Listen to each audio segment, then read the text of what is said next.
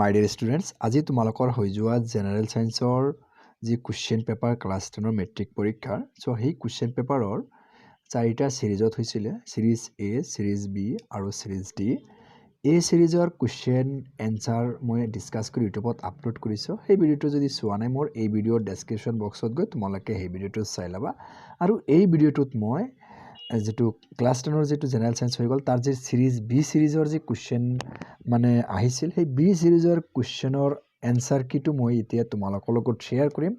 So B সিৰিজত তোমালোকে যিবিলাকে পৰীক্ষা দিছা তোমালোকে বি সিৰিজৰ কোশ্চেন পেপাৰটো উলিয়াই লোৱা আৰু মই বি সিৰিজৰ যি এনসাৰ কিটো তোমালোকৰ লগত শেয়াৰ কৰি তোমালোকে টিক মাৰ্ক দি চাই ল'বা যে তোমালোকে যিখিনি এমসিকিউ টাইপৰ কোশ্চেনৰ এনসাৰ কৰি আহিছা তাত তোমালোকে কিমান নম্বৰ পাবা।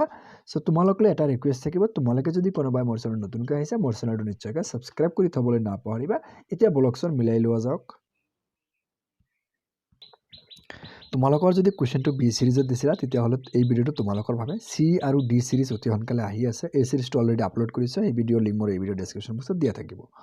সো তোমালোকে দেখা কোশ্চেন নম্বৰ 1ৰ অপশ্যন আছিলে বি কাৰেক্ট, 2ৰ বি, 3D, 4ৰ এনসাৰটো ইয়াতে দিয়া নাই, 4ৰ এনসাৰটো তোমালোকে মই সলভ কৰিব পৰা নাই, 5D, 6B, 7B, 8A, 9ৰ ডি নম্বৰ অপশ্যনটো কাৰেক্ট অপশ্যন আছিলে, 10ৰ A, 11A, 12D, 13A, তাৰপিছত আছে 14ৰ A, 15B, 16D, 17B, 18A, 19D, তাৰপিছত 20B। ঠিক আছে, তাৰপিছত ইফালে